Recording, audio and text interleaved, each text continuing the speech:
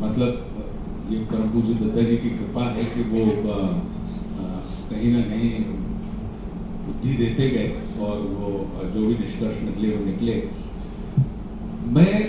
कि रावण ने तपस्या करी ब्रह्मा जी से कि मैं अमर होना चाहता हूं, ये सबको पता है।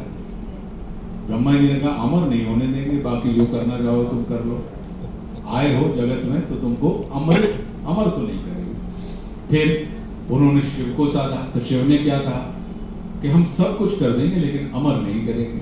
लेकिन कथा यह आती है कि रावण की नाभि में अमृत कुंड था, तो जब अमृत कुंड अगर है तो जो अमृत यानी जो आपको मृत ना होने दे, ऐसी वाली स्थिति नाभि में उत्पन्न हो गई, तो फिर ये कैसे हो सकता है? जब अमरता का वरदान नहीं है तो वो अमृत कुंड नाभि में कैसे आया? और अगर आया और फिर वो कौन सा कुंड था जिसको परमात्मा श्री राम ने सुखाया पहले, उसके बाद रावण का शमन हुआ?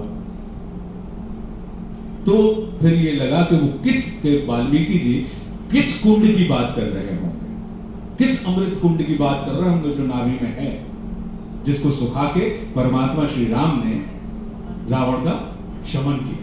और फिर रावण का मृत्यु नहीं हुई, रावण का अंत हुआ है। तो अंत और मृत्यु में अंतर होता है। अंत और मृत्यु में क्या अंतर है कि हमारी वासनाएं बची रहें, हमारी इच्छाएं बची रहें और सांसें समाप्त हो जाएं, तो ये क्या है? ये मृत्यु कहलाती है। लेकिन हमारी इच्छाएं समाप्त हो जाएं और सांसें बची रहें, यह कहलाता है मोक्ष। तो जब अंत आपका होता है तो आप अंत से अनंत में विलीन हो जाते हैं। तभी तो ये कहा जाता है ना कि रावण जब मरे तो उनके अंदर से एक दिव्य चेतना निकली और परमात्मा श्री राम के अंदर मतलब वो अनंत में समाहित हो गई। तो फिर राम ने क्या किया होगा कि उनकी सारी इच्छित दमित जितनी भी आकांक्षाएं हैं उन समस्त आकांक्षाओं को ड्रेन आउट किया होगा। और जब ड्रेन आउट आप हो गए तो फिर आप एक निर्विकार स्थिति में, आप सिर्फ एक योद्धा या एक प्रतिशोध के भाव से नहीं, फिर आप प्रेम के भाव से एक साधक की भांति समरभूमि में खड़े थे। और तब फिर आपके अंदर समर्पण का भाव पैदा हुआ और आपने स्वयं को समर्पित कर दिया। और जैसे ही जब समर्पण की स्थिति आई तो आपका मृत्यु नहीं, आपका अंत अनंत में समाहित हो गया। वो फिर परम ब्रह्म के आप आश्रम में पहुंच गए। तो वो वाली युक्तियों के माध्यम से कि हमारे शरीर में 10 चक्र होते हैं। योग में जब हम जाते हैं तो हमें बताया जाता है कि 7 चक्र होते हैं, जिसमें चौथे चक्र को मूलाधार कहा जाता है कि ऊर्जा अगर ऊपर पहुंच जाए तो आप ब्रह्मानंद को उपलब्ध हो जाते हैं, और ऊर्जा यदि नीचे की तरफ चलने लगे तो आप विषयानंद में रक्त हो जाते हैं। तो रावण की जो योग साधना होगी वो संभवतः कहीं ना कहीं चौथे जो नाभि केंद्र होगा वहां के द्वंद्व में फंसी हुई होगी कि वो तो उसमें वो क्या है योग में, वो हमारी समस्त क्रोध प्रतिशोध, हमारी समस्त दमित इच्छाओं का वह केंद्र होता है कि कहीं ना कहीं उससे उन्होंने मुक्त करवा के कि वो 10 दिन में, क्योंकि 84 दिन युद्ध चला है और मेघनाद का जो और राम और रावण के बीच में 10 दिन तक युद्ध चला है। ऐसा नहीं हुआ कि कुंभकर्ण के बाद मेघनाद मरा और मेघनाद के अगले दिन रावण मर गए।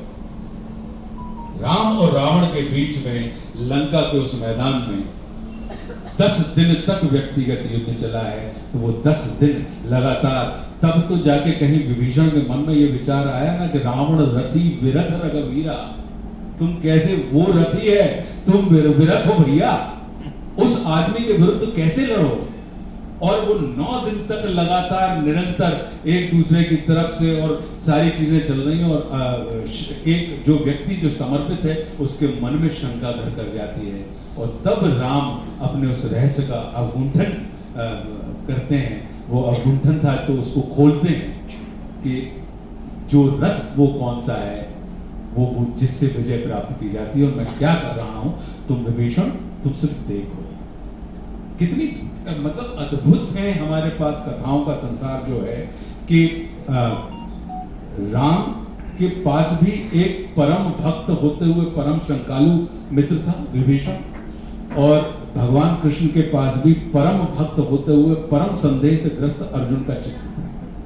तो एक राम अवतार में वो कहते हैं कि विभीषण तू देख, मैं बताता हूं कैसे लड़ा जाता है युद्ध। और कृष्ण अवतार में वो कहते हैं कि अर्जुन तू लड़, मैं देखता हूं कैसे लड़ा जाता है युद्ध। तो उन्होंने अपनी पॉलिसियां बदली हैं अलग अलग युग में, कि एक से कहा कि तुम देखो मैं लड़ता हूं, और दूसरे से कहा तुम लड़ो मैं देखता हूं कि कैसे कैसे किया जाता है। तो ये जो चीज है, तो मैं इन कथाओं से कहीं ना कहीं जीवन के वही अमृत ढूंढते रहने की मेरी कोशिश रहती है। और ये परम पूज्य दत्ता जी की कृपा है कि वो हमारी कोशिशों को सफल करवा देते हैं और कभी किताब के रूप में आ जाए।